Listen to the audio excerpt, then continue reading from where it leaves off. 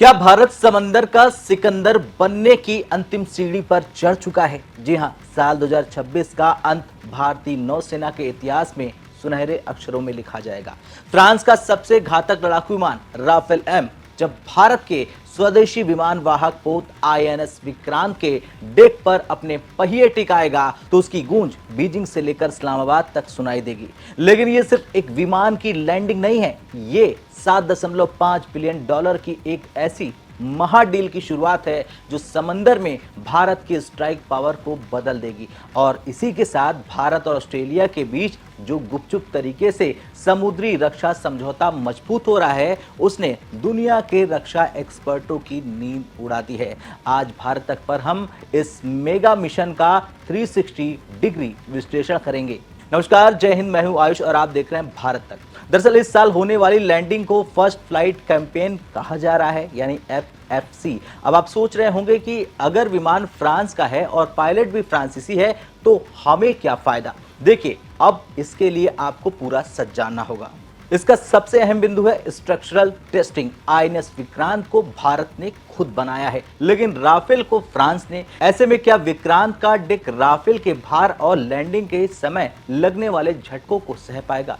दूसरा पॉइंट है arresting gear का इम्तिहान। जब राफेल 250 किलोमीटर प्रति घंटा की रफ्तार से डेक पर आएगा तो क्या विक्रांत के अरेस्टिंग वायर उसे सुरक्षित रोक पाएंगे? तीसरा बिंदु है लॉजिस्टिक और फिटमेंट।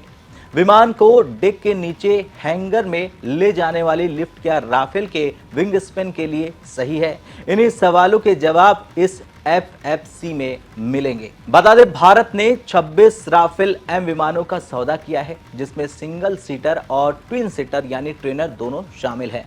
पहली खेप 2028 में आ जाएगी और उसी साल के अंत तक सभी 26 विमान नौसेना की ताकत बन जाएंगे। वर्तमान में भारत के पास 39 MiG-29K है, लेकिन वे पुराने हो रहे हैं और उनका मेंटेनेंस महंगा पड़ता जा रहा है। 2 एयरक्राफ्ट कैरियर चलाने के लिए हमें कम से कम 60 फाइटर्स चाहिए। 26 राफेल एम उस गैप को भरेंगे, लेकिन ये सिर्फ शुरुआत होगी। ये सिर्फ ट्रेलर है, पिक्चर अभी बाकी है। अब बात करते हैं उस एंगल की जो इस कहानी को और भी दिलचस्प बनाता है, भारत और ऑस्ट्रेलिया की पक्की यारी। हाल ही में ऑस्ट्रेलियाई और भारतीय नौसेनाओं के बीच मैरीटाइम कोऑपरेशन अपने चरम पर है। क्यों, ये भी जान लीजिए। देखिए, हिंद महासागर के 2 नए पावरफुल देश हैं, भारत और ऑस्ट्रेलिया। अब कुछ बिंदु मैं आपको बताऊंगा जिससे आपको समझ में आएगा कि खेल क्या है। देखिए, पहला बिंदु है चीन की घेराबंदी। चीन की स्ट्रिंग ऑफ पल्स नीति के तहत वो श्रीलंका, म्यांमार और पाकिस्तान में बेस बना रहा है। इसका जवाब देने के लिए भारत और ऑस्ट्रेलिया ने हाथ मिला लिया है।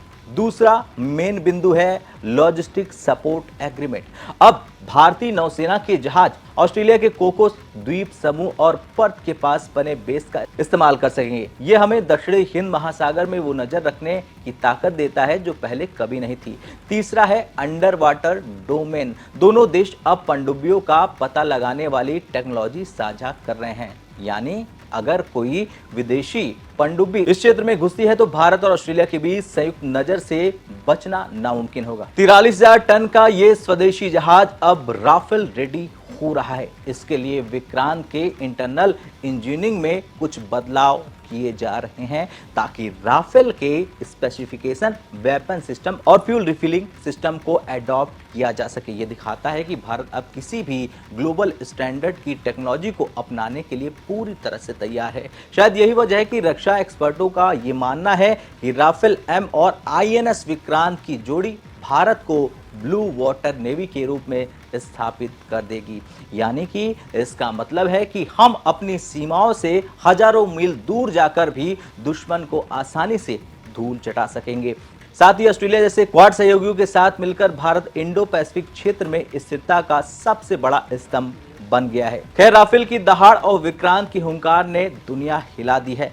क्या आपको लगता है कि 2028 तक भारतीय नौसेना दुनिया की सबसे ताकतवर समुद्री सेना बन जाएगी? और दूसरा सवाल ये है कि क्या ऑस्ट्रेलिया के साथ ये बढ़ती दोस्ती चीन के लिए एक बड़ा सिरदर्द है? हाँ या ना में कमेंट कर अपनी राय जरूर दें। जय हिंद।